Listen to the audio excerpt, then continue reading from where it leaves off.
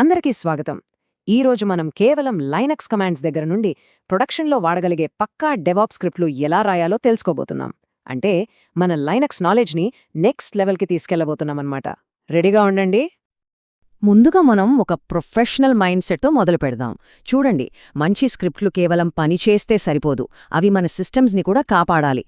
ఇది కోడింగ్ మాత్రమే కాదు, ఒక బాధ్యతతో కూడిన ఇంజనీరింగ్.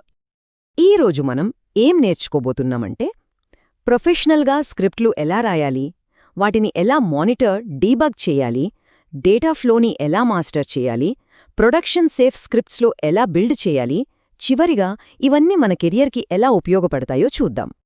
సరే, మన మొదటి సెక్షన్లోకి వెళ్ళిపోదాం. ప్రోలాగా స్క్రిప్ట్లు రాయడం.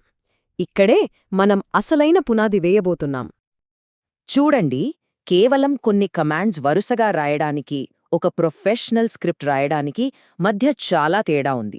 ప్రొఫెషనల్ స్క్రిప్ట్లు ఎప్పుడూ స్పష్టంగా, మళ్లీ వాడుకునేలా, ఇంకా ముఖ్యంగా మన టీంలోని వేరేవాళ్లకు కూడా సులభంగా అర్థమయ్యేలా ఉండాలి. మొదటి, అతి ముఖ్యమైన రూల్ ఏంటంటే ప్రతి స్క్రిప్ట్ ఖచ్చితంగా షబాంగ్తో మొదలవ్వాలి. ఇది మన స్క్రిప్ట్కి ఒక అడ్రస్ లేబుల్ లాంటిది. ఇది ఆపరేటింగ్ సిస్టమ్కి హే, ఈ స్క్రిప్ట్ని బ్యాష్ ఇంటర్ప్రెటర్తో రన్ చెయ్యి అని స్పష్టంగా చెబుతుంది. దీనివల్ల అనవసరమైన కన్ఫ్యూజన్ ఉండదు. ఇక ఈ మెటాడేటా విషయానికొస్తే ఇవి కేవలం కామెంట్స్ కాదు, ఇవి మన స్క్రిప్ట్కి ఒక ఐడెంటిటీ కార్డ్ లాంటివి.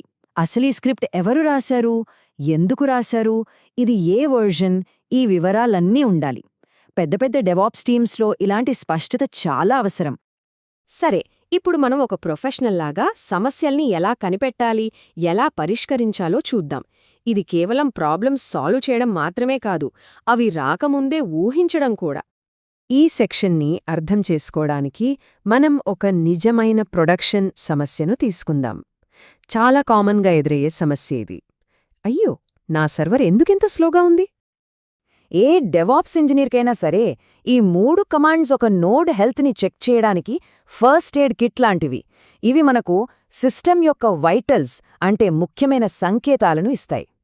అయితే ఈకో స్టేట్మెంట్స్ రాసి డీబగ్ చేయడం టెంపరరీగా ఓకే, కానీ అది ప్రొఫెషనల్ పద్ధతి కాదు. అందుకే మనం బిల్ట్ ఇన్ డీబగ్ మోడ్ని వాడాలి. ఇది మనకు ఆటోమేటిక్గా చాలా క్లియర్గా ఏం జరుగుతుందో చూపిస్తుంది. ఈ సెటెక్స్ యొక్క గొప్పతనం ఏంటంటే అది మన స్క్రిప్ట్లోని ప్రతి స్టెప్ని అది ఎగ్జిక్యూట్ అవ్వకముందే మనకు చూపిస్తుంది. దీనివల్ల మనకు ఆటోమేటిక్గా లాగింగ్ జరుగుతుంది. అంతా పారదర్శకంగా ఉంటుంది. డీబగ్గింగ్ చాలా తేలికైపోతుంది. ఇప్పుడు మనం డెవాప్స్లో చాలా కీలకమైన ఒక నైపుణ్యం గురించి నేర్చుకోబోతున్నాం. అదే డేటా ఫ్లోని కంట్రోల్ చేయడం. చాలాసార్లు మనకు టన్నుల కొద్ది డేటా వస్తుంది. దాన్ని జల్లెడపట్టి మనకు కావాల్సిన సమాచారాన్ని మాత్రమే బయటకు తీయాలి. ఇక్కడ చూడండి, మనం ఒక కమాండ్ పైప్లైన్ని వాడుతున్నాం. మొదట PS-EF మనకు సిస్టంలో నడుస్తున్న అన్ని ప్రాసెస్ల లిస్ట్ ఇస్తుంది. ఆ తర్వాత గ్రిప్ అనేది అందులోంచి మనకు కావాల్సిన అమెజాన్ ప్రాసెస్ని ఫిల్టర్ చేస్తుంది. చివరగా ఆక్ దాని ప్రాసెస్ ఐడిని మాత్రమే బయటకు తీస్తుంది. ఈ పైప్ సింబల్ని ఒక అసెంబ్లీ లైన్ లాగా ఊహించుకోండి. ఇది ఒక కమాండ్ యొక్క అవుట్పుట్ని తీసుకుని వెంటనే తర్వాతి కమాండ్కి ఇన్పుట్గా పంపిస్తుంది. దీనివల్ల మనం చాలా powerful one liner automations create చేయొచ్చు. గ్రెప్, ఆక్ ఇవి రెండూ ఒక పవర్ఫుల్ కాంబినేషన్. సింపుల్గా చెప్పాలంటే గ్రెప్ ఏమో మనకు కావలసిన రోని వెతికి పట్టుకుంటే, ఆక్ ఏమో ఆ రోలో మనకు కావలసిన కాలంని బయటకు తీస్తుంది. ఇది చాలా ఇంటర్వ్యూలలో అడిగే ఒక tricky question. Pipes, standard input, output మీద ఎంతవరకు అవగాహన ఉందో టెస్ట్ చేయడానికి ఇది అడుగుతారు. ఆన్సర్ చాలా సింపుల్. ఎకో కమాండ్కి స్టాండర్డ్ ఇన్పుట్ నుంచి డేటా తీసుకోవడం తెలీదు. డేట్ కమాండ్ అవుట్పుట్ని పైప్ పంపినా దాన్ని ఎకో అందుకోలేదు. ఇది పైప్లైన్ యొక్క బేసిక్ రూల్ అన్నమాట.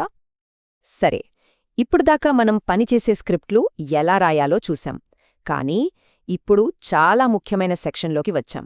మన స్క్రిప్ట్లను బుల్లెట్ ప్రూఫ్గా, అంటే ప్రొడక్షన్లో కూడా సేఫ్గా ఎలా మార్చాలో చూద్దాం.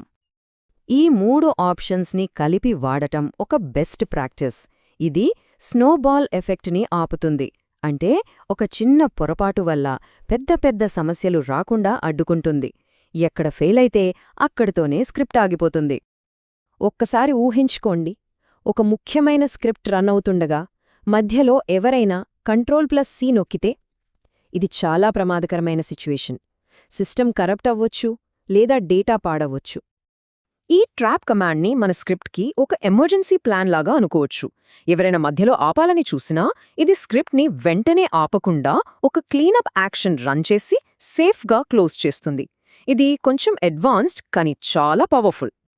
సరే, ఇవన్నీ టెక్నికల్గా బావున్నాయి, కానీ మన డెవాప్స్ కెరియర్కి ఇవన్నీ ఎలా ఉపయోగపడతాయి? కేవలం టెక్నికల్ స్కిల్స్ మాత్రమే కాదు, ఇది మన ప్రొఫెషనల్ ఎదుగుదలకు సంబంధించిన విషయం. ఈ సూత్రాలు సేఫ్టీ, డీబగ్గింగ్, ఆటోమేషన్ మిమ్మల్ని ఒక జూనియర్ నుంచి ఒక సీనియర్ డెవాప్స్ ఇంజనీర్గా మారుస్తాయి. ఇంటర్వ్యూలలో కూడా మిమ్మల్ని మిగతా వాళ్లకంటే ముందు నిలబెడతాయి. చివరిగా ఒక్కటే గుర్తుంచుకోండి, ప్రొఫెషనల్ స్క్రిప్టింగ్ అంటే కేవలం పనులను ఆటోమేట్ చేయడం కాదు. అది మన సిస్టమ్స్ని, మన టీంని, మన కస్టమర్స్ని కాపాడే ఒక దృఢమైన, నమ్మకమైన వ్యవస్థను నిర్మించడం. ధన్యవాదాలు.